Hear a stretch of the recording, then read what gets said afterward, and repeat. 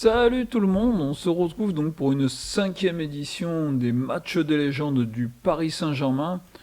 Cinquième édition, alors on se souvient de la une de l'équipe de ce jour-là, ils avaient mis en première page prodigieux, c'est une des seules rares et uniques fois que l'équipe fait ça, souligne le grand match du PSG. On est le 14 février 2017, c'est le jour de la Saint-Valentin. Alors, je me souviens bien de ce jour-là. Ce jour-là, je travaillais moi au Parc des Princes. J'étais à la Sécu au Parc des Princes ce jour-là. Grand moment. Je peux vous dire que vraiment, en tant que supporter du PSG, même si je taffais, même si je regardais pas le match, je me souviens, j'ai senti les sensations. J'ai senti le Parc des Princes vibrer ce soir-là. Je vous promets la sensation présente au Parc des Princes ce jour-là. Sur le quatrième but, franchement, le Parc des Princes avait vibré. Je vais vous donner moi un petit exemple. La semaine, c'était le dimanche d'avant. Le PSG recevait Lille. Le PSG avait gagné 2-1. J'ai appris le score quand je suis monté dans ma voiture et je suis parti. Car il n'y avait pas eu d'ambiance. Ça avait vraiment été une soirée bizarre. Une soirée Parc des Princes, de toute façon. On le sait, c'est des spectateurs. Mais là, ce match-là contre Barcelone, on a vraiment vécu de l'intérieur, même si j'étais dans les coursives. Mais vraiment, cette ambiance a été une soirée de dingue. Et on va essayer de partir, on va essayer de se rappeler ça. Donc on revient au 14 février 2017, huitième de finale de la Ligue des Champions. Le Paris Saint-Germain reçoit le FC Barcelone de ce qu'on appelait la MSN à l'époque.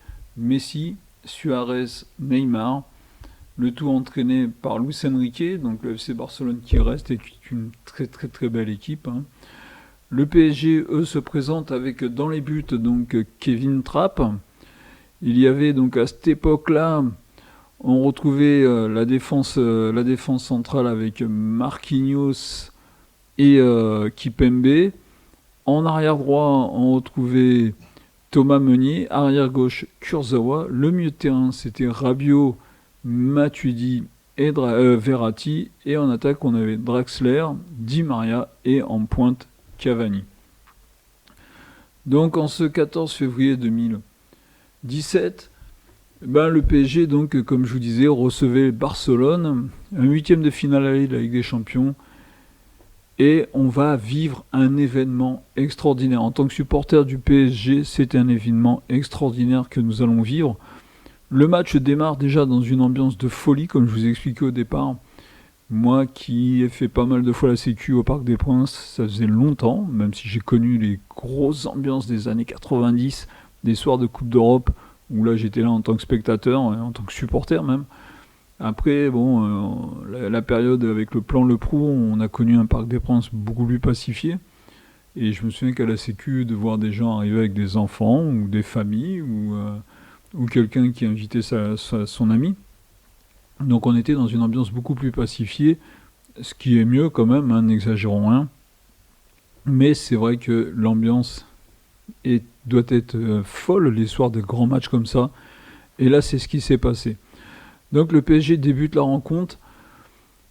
On connaît Barcelone et ses qualités de maîtriser le ballon. Les Barcelonais sont des gens qui essayent de maîtriser le ballon. Et à cette époque-là, ils le maîtrisaient très bien quand même, avec des joueurs comme Busquets. Il y avait quand même encore Iniesta. Mais on avait Marco Verratti dans le milieu de terrain à ce moment-là. C'est vrai que on avait perdu Thiago Motta, mais on avait Marco Verratti, Rabiot, qui est un bon meneur de ballon, et Matuidi. Bon, voilà, on est bien, mais on a des joueurs en face quand même qui sont pas mal. Genre un Neymar qui est dans sa pleine période à cette époque-là. Donc on arrive déjà dès la troisième minute, on a Rabiot qui commet une faute sur Neymar et qui prend déjà un premier carton jaune. Ça donne un petit peu la tendance du match. Bon, les Barcelonais jouent le jeu, mais voilà. On se retrouve avec un Sterzen qui coupe devant Matuidi au 25 mètres. On est à la quatrième, donc le PSG démarre bien. Le Paris Saint-Germain est présent. Di Maria envoie un bon centre au second poteau. Cavani, tac, contrôle. On se souvient que Cavani, techniquement, bon. Mais voilà, dans les 10 premières minutes, on a les deux équipes quand même qui se jaugent. Ça promet, on a quand même des cheveux. Donc on a les Parisiens qui donnent quelques à-coups. Bon, on se retrouve avec un Matuidi qui est capable d'aller des deux surfaces. Là, on le retrouve face à Ter Stegen. Mais Ter Stegen fait un bon arrêt. Bon, voilà, on est dans les 10 premières minutes. Déjà, on a quelques phases face au but quand même des deux côtés. Bon, les Parisiens pressent très haut. Ils essayent d'étouffer les Barcelonais. On se souvient de ça. Donc on a quand même des bonnes choses, on a des centres qui sont repoussés de part et d'autre. Bon, le Barça se repose ensuite, hein. C'est vrai que c'est sa possession de balle, il tente d'étouffer le jeu des Parisiens, il tente un peu de... Donc voilà, mais Paris a du jus quand même pour ce match, Paris est bien. On a un petit qui met une bonne faute sur Draxler, on est à 20 mètres des buts, là, aïe, voilà. Di Maria prend sa chance, marque d'une frappe enroulée d'un gauche magnifique. 1-0 pour les Parisiens, magnifique coup franc, on ne s'attend pas à ça, on ne s'attend pas sur cet instant-là. Mais Di Maria ouvre le score, on est à la 18e minute, les Parisiens punissent les Catalans, 1-0. Allez, Paris voit Neymar revenir sur le pré après une petite alerte à la cheville, mais bon, rien de méchant. Cavani tente sa chance, Ter Stegen est là, le Barça répond par des accélérations. Bon, voilà, on a quelques... Dans cette première mi-temps, ça joue des deux côtés. Peu à peu, Barcelone est un peu en train de se mettre en place. Hein. Ils sont menés à 0, donc ils sont obligés d'un peu plus aller de l'avant que quand ils sont à 0-0. Mais bon, voilà, c'est souvent Neymar quand même qui tente un peu de bouger les choses. Les Parisiens, les Barcelonais plutôt, sont un peu en dedans. Les Parisiens continuent leur petit chemin. Bon, voilà, tac, on est à la première demi-heure. On a la demi-heure, ça joue des deux côtés. Et les deux côtés sont là en une demi-heure. Le match est là, le match est bien. Les Barcelonais commencent un peu à y aller, à faire tourner de plus en plus pour essayer de fatiguer les Parisiens. Paris arrive un peu à prendre le ballon, mais bon, il y a quelques proximités. Là, c'est un vrai match, hein. On est vraiment dans un vrai match de Ligue des Champions. Les Parisiens font des bons contres. On voit quand même que les Barcelonais ont la possession du ballon. On verra que statistiquement, de toute façon, c'est eux qui ont la possession dans ce match.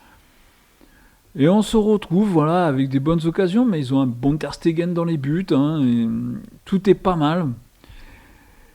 Barcelone s'en remet, bon voilà, on se retrouve avec des bonnes choses, hein, tac, mais bon. Allez, on se retrouve aux alentours de la 40e minute. Di Maria qui est en pleine bourre, Di Maria qui est le bon Di Maria qu'on a connu du Real de Madrid. Il est là, dans cette forme-là, Di Maria, ce jour-là. Et Di Maria se retrouve dans une bonne position. Di Maria voilà, joue bien le coup. Ça part, ça sert. Verratti récupère bien le ballon. Il avance. Il sert bien Draxler sur son côté qui conclut d'une magnifique frappe croisée. Le Parc des Princes explose. Le PSG mène 2-0. Juste avant la pause, on est à la 40e. Mais juste avant la pause, les Parisiens doublent la mise. Ça va faire mal aux Barcelonais à ce moment-là. Les Barcelonais prennent une claque sur la tête. Les Barcelonais ont l'air de ne pas comprendre ce qui leur arrive. On se retrouve un peu avec un Barcelone qui est un peu, on va dire KO si on prend une expression de la boxe. Donc on a des Barcelonais là qui actuellement sont pas bien. Et même là les Barcelonais là, ils auraient été un peu plus... c'est dommage que les Parisiens n'aient pas réussi à en mettre un troisième à ce moment-là. Mais bon, ils poussent quand même les Parisiens, ils poussent, hein, mais on arrive à la 45e et on a l'arbitre qui va siffler cette première mi-temps. Les Parisiens ont mené une très très bonne première mi-temps. On est vraiment très très content de ce qui se passe. Les hommes d'Unai Emery, l'entraîneur parisien, font un bon match. Ils sont allés prendre les Barcelonais très très haut, ils ont pris les Barcelonais à la gorge. Cette première mi-temps est un très très très bon match des Parisiens, une bonne mi-temps des Parisiens plutôt on va dire. Barcelone est sorti que par quelques à-coups, je vous l'ai dit, mené surtout par Neymar. Allez, on revient, on est à la seconde mi-temps. Les deux équipes reviennent sur la pelouse, il n'y a eu aucun changement, on repart. Et vite les Parisiens repartent, remettent de l'agressivité dans le ballon, on se retrouve avec des bons gestes des Parisiens. Les Parisiens poussent. Là, les Barcelonais ne reviennent même pas dans le match, on ne peut pas dire. Et nous avons Di Maria qui continue son festival. Une belle fin, tac tac, et une bonne frappe, et on arrive 55e minute, 3-0 pour le PSG. Le PSG mène 3-0 contre le Barcelone de la MSN, ne l'oublions pas, le Barcelone de la MSN. Les Barcelonais ne comprennent plus ce qui leur arrive. Et on n'est même pas à l'heure de jeu, les Parisiens sont à 2 doigts d'inscrire un 4e but que le pauvre Cavani n'arrive pas à couper. Les Parisiens continuent à pousser. On voit des Parisiens qui défendent très très fort, même quand Messi accélère, on voit qu'on est là, les Parisiens sont là. Paris continue. On se retrouve avec des premiers remplacements. On a Messi de temps en temps qui nous fait des petites frayeurs, mais on arrive à la 72e minute. Cavani se retrouve avec une bonne frappe, Rapoto, et on se retrouve avec un 4-0 à la 72e. Je vous promets, les gens qui étaient dans le stade peuvent le dire aussi, le Parc des Princes à ce moment-là a vibré. Je vous le promets. Le Parc des Princes à ce moment-là a vibré. Allez, on arrive, fin du match, on est à 4-0. Les Barcelonais ont tenté un peu de réagir. Les Parisiens, c'est vrai qu'on a un peu levé le pied aussi. Il y a eu pas mal de turnover. Là, les remplacements sont rentrés. Mais voilà, le coup de sifflet final est donné. Le Paris Saint-Germain s'est imposé. 4-0. 4-0. On se remet bien. Le PSG 4-0, ça a été un immense match des Parisiens. Les Parisiens, on va prendre quelques déclarations. On a Marquinhos qui dit à la fin du match, un immense match malgré assez peu d'expérience. C'est vrai, c'était une équipe solide, toute jeune, mais on a été solidaires, on s'est beaucoup aidé sur le terrain, on a bien préparé ce match, on savait comment aller presser, comment être placé avec un bloc bas, on a profité des occasions qu'on a eues, on a été efficace. Tout le monde est super content, les joueurs sont super contents, les supporters, on a vécu un truc énorme, on le voit encore, un 4-0 historique dans l'histoire du club. Oui, c'est vrai qu'en Coupe d'Europe, il y a eu des folles soirées, on se souvient du premier match PSG-Real ou de la victoire en Coupe des Coupes contre le Rapide de Vienne, mais ce match-là, ce 4-0-là, ça faisait longtemps qu'on ne l'avait pas vécu. PSG-Real, que je vous parlais, on était en 1993, la finale à la Coupe des Coupes, on était en 1996, là on est en 2017, donc on est plus de 20 ans après, on retrouve ce 4-0, ça reste un moment historique pour le club, ça reste un des plus beaux moments quand on est en 2017, depuis l'arrivée des Qataris et depuis la première déclaration. On se souvient de cette première déclaration de Nasser El Khelaifi quand il dit voilà, on veut gagner la Ligue des Champions dans les 5 ans. C'est vrai que le PSG avait un bel effectif un petit peu avant. Le PSG s'est un petit peu perdu après, mais cette transition-là, 2016-2017, on reste dans l'après Zlatan Ibrahimovic, Laurent Blanc qui avait fait du très très bon travail. Il reste quand même encore des bons joueurs dans cette équipe, il n'y a pas de souci. Mais on est dans cet après-là, donc dans ce bel effectif monté à l'époque par Leonardo. Le PSG, à ce moment-là, de ce 14 février 2017, on se met un peu à croire que ça peut être l'année des Parisiens. Bon, malheureusement, on sait tous ce qui s'est passé quelques semaines plus tard. Mais nous, on reste là sur ce soir, on ne parle pas d'après.